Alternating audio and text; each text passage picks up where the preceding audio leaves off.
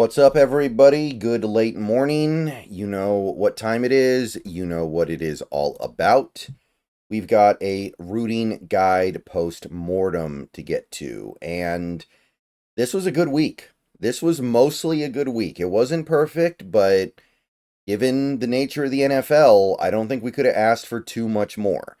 And the stuff that we really needed to happen mostly happened. So the Seahawks are coming out of this week looking really good. Suddenly, possibilities are opening up. And if you are a Seahawks fan, I'm not saying you need to be bought in on this team being a Super Bowl contender right now because, I mean, they're not. But I think that you need to be bought in on this team being I'm not going to say playoff favorite, but a playoff contender. And at the very least, I shouldn't have to hear any silly tanking talk anymore for the rest of the season. Like, we got 6 games left. We have a winning record. We're currently the 3rd seed. Like, we shouldn't have to deal with any of that silliness for the rest of the year, which, I don't like it even when the team is bad. But when the team is actually here in this position with a winning record at the top of the division with a positive point differential, like, at that point, why even root for the team ever? Why not just root for them to lose every game they ever play for the rest of your life? So, at the very least, we've gotten rid of those allegations. But let's go through these games here. Just talk about them real quick. Talk about the ramifications. Browns Steelers, that game didn't really mean anything to us. The Thursday night game it was a good game. It was entertaining, but didn't mean much. So we go to Sunday here, and maybe the one game that would have been nice that didn't go our way was probably this first one, Vikings-Bears. Vikings win in overtime, which Bears really had a chance in this one. Bears, they did kind of get some very, very fortunate happenstance to put themselves in position to even have a shot to win the game, but would have been nice for them to finish the job. Now, it does kind of take the Bears out of realistic postseason contention because I think they still have a game against the Packers and I think they still have a game against the Lions. So they're basically out of it, which, okay, that's something. But the Vikings continue to skate. Like, the Vikings are not playing very good football right now. They are skating by because they're well coached and they find ways to make big plays when they need it the most. And at 9-2, they basically have a playoff spot on lock. It's almost impossible to imagine them falling apart enough to not make it. And they're technically still in the division race. Now, I don't think there's any way that they win the division because the Lions are just clearly playing better, and the Lions still get a game against the Vikings, so I think they'll be able to do it themselves. But at 9-2, they're gonna stumble their way into at least one more win. You would figure they've got 6 games left. Even if they don't play well for these last 6 games, they're probably gonna get 2. And at that point, you are pretty much guaranteed a wild card spot. They might only need one more win to get a wild card spot. So they're in there, and that's one wild card spot you can forget about, I think, at this point. And they had so many opportunities over the last month plus to drop games, and they just haven't done it. So, is what it is. Lions, Colts, yeah, we kind of wanted the Colts to win, but who cares? Like, were we catching the Lions? No, nobody's catching the Lions. The Lions, they're built different. And I know they didn't play great in this game necessarily, but yeah, that was not something I was investing very much thought into, even though technically, yes, AFC on NFC, we wanted it. Patriots, Dolphins. Dolphins stay hot, and look, it's not really that big of a deal anymore, but this Dolphins team, they still play the 49ers, and they're going to be one of those teams that is trying to really chop their head off. And the Niners are probably dead no matter what at this point, but the Dolphins having a lot to play for in that game is only going to help push them off the cliff. Buccaneers, Giants. I mean, it's not the Giants. I don't imagine them winning another game the rest of the way, so it's not like I was counting on anything. But Tampa Bay is about to become a problem. All right, Tampa Bay is about to become a problem because their schedule is incredibly soft. They might get 10 wins by accident. they may get to 10-7 by accident because their schedule is so soft. They still get 2 games against Carolina. They play the Saints again. They have a couple other should be very easy games. So Tampa Bay is back from the dead after a 4-game losing streak that I thought took them out. I hadn't seen their schedule. And if you take a look at the NFC playoff standings, there are a couple things are going on here. Number one, the Falcons. I thought that the Falcons were running away with the division, and I still think they probably will win it, but it's not a guarantee anymore. Like, they've got to win at least 4 games out of their last 6. Let's say Tampa gets to 10 wins because their schedule is so incredibly soft.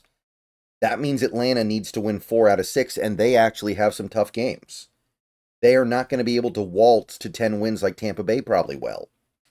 So Tampa Bay could do that, and meanwhile, you've got the Commanders here as well. And we'll talk about the Commanders in a second, but that team is super fraudulent, and if they can lose at home to Dallas and Cooper Rush, they might lose to anybody. So there's a scenario here where the Commanders skid their way out of the wild card spot, but Tampa Bay takes it. Because remember, Tampa Bay beat Washington in week 1. Tampa Bay owns that tiebreaker no matter what happens. So if Tampa Bay gets to 10 wins and Washington gets to 10 wins, Washington's out. Unless there's a 3-way, then maybe it gets a little more interesting. But I think that a 10-win season for Washington sounds about right at this point because they're not good. Like, they should be a much worse team than they look on in terms of record. This is a team that has won a game on a complete fluke Hail Mary. This is a team that has won a game because the other team didn't have a kicker. This is a below average team that looked really good because of an easy schedule and fluky stuff. So I'm low on the Commanders. The issue is if the Commanders get bumped out, it's probably, well, I don't want to say probably, but there's a good chance Tampa Bay is the team that pushes up past them. And that's another team in the wild card race that we just didn't need to be dealing with, because while obviously we want to win the division, we might not, and if we don't, then we don't need a team like Tampa Bay getting involved in the wild card race here if we're trying to pick up one of those spots. So, a little bit worried about that, and yeah, look, the Commanders losing is good, right? The Cowboys season's done no matter what. They're not going to get back into this. They're a terrible team. They've got a bunch of injuries. The Cowboys winning this game doesn't hurt us in any way. Maybe in a few weeks we'll be able to say, wow, Cooper Rush was actually better than Dak Prescott, I guess. But I've seen Cooper Rush play, and he's not. So I'm not really thinking about that right now. What I'm thinking about are these Commanders that suddenly look like they could lose to anybody. They are fraudulent, I think. And I think that's a team, even though they have a very easy schedule, they could end up sliding to like 10-7, 9-8. And that's great. That opens up that wild card spot. But like I just said, Tampa Bay would probably be the team that slides in at that point. So if Tampa Bay does do what it looks like they have a very good chance to do, that closes off that avenue. So we really could use a surprise Tampa Bay loss in these next few weeks. Lose to a team like the Raiders or the Panthers, it would go a long way. All right, so beyond that, Chiefs, Panthers. I know it would have been fun. I know most people were rooting for the Panthers, but I didn't hate seeing Carolina get their head cut off at 8 losses now. I mean, look, if the Panthers had won this game, they would have been on a 3-game win streak, and they would have just beaten the Chiefs. So in the back of your head, you would have been like, wait a minute, did they just figure something out here? Come on, you would have. You would have, a little bit. So I'm happy that it doesn't come to that. And maybe Carolina can play spoiler down the stretch now against a team we actually want them to beat. So I'm good with it. Titans, Texans, nothing going on here. Broncos, Raiders, strength of schedule said we wanted the Broncos to win, so that's cool, I guess. In the very unlikely event it comes down to that. Niners, Packers. Look, we wanted the Niners to be executed this weekend, and it happened. I don't think there's any doubt about it. We wanted the Niners to come out of the weekend looking like their season was over, and that is certainly the case. It's not great that the Packers won because, I mean, you look at it, Packers, we do play them, so we have a little bit of control over our destiny here, but that's an 8-win Packer team. They've got 6 games left. Really hard to imagine them not making the playoffs. So it does kind of feel like, look, the Commanders have opened a little bit of a door, but at this point, it's pretty clear the Vikings and Packers have their playoff spots pretty much on lock. They're going to get that 5 seed and 6 seed, and that leaves one wild card spot open for business. And there are a few teams that could take the Commander spot, especially if the Commanders do what I suspect they will. Like, there could be a team in the NFC West that takes it. Like, if the Seahawks win the division, maybe the Cardinals will take it. Maybe the Rams will take it. So there's some flexibility there that wasn't there a week ago. But the Packers, I think you can pretty much put that on ice at this point. Hard for me to believe that they're at risk of actually dropping that spot. They do have a tough schedule, so it's not impossible, but that team's rounding into shape here, I think. And if they beat us, that would pretty much make it so the Seahawks couldn't even think about it, right? Like, we play the Packers. If they beat us and they own the tiebreaker over us, you're not going to have wild card position over them pretty much no matter what. So from our perspective, yeah, they would have the ability to basically just end it. Of course, we got another divisional foe go down. Eagles beat up on the Rams. So we needed that, and we got it. So that's why we're currently number 1 in the division. Rams currently sitting here at 5-6, well out of the playoff picture. And it's starting to look like their path to the postseason might be the division only. But it's clear that team has real problems right now, and hopefully these teams that they play for the rest of the season will take advantage of it. Remember, we play them week 18, and if that game ends up being for a playoff spot, I'm really not enthused about that. That is not something that's going to be fun for anybody. I don't need to be dealing with that.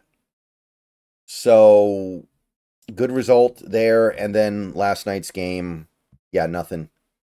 That was a nothing burger for the Seahawks and their fans. And that's it. That's the rooting guide post-mortem, man. So you look at the playoffs right now. Obviously, you want to win the division, and we certainly have a very good chance of winning the division at this point, right? We've kind of, the Niners are kind of an afterthought at this point. I know they're only 1 game back of us, but you look at their schedule, you look at their injuries, they're probably done, right? So it's a 3-team race now, and you have a chance to sweep the Cardinals in a couple of weeks. So at that point, you could still lose the division to the Cardinals, but it would be a lot harder. So it really may come down to that Week 18 Rams-Seahawks game for a playoff spot. And if that happens, it's not going to be a fun experience, but that's not a very good Rams team. You can beat them. You should have beaten them a few weeks ago at home. So why not? All right. I think that's it. I think that's really all there is to say.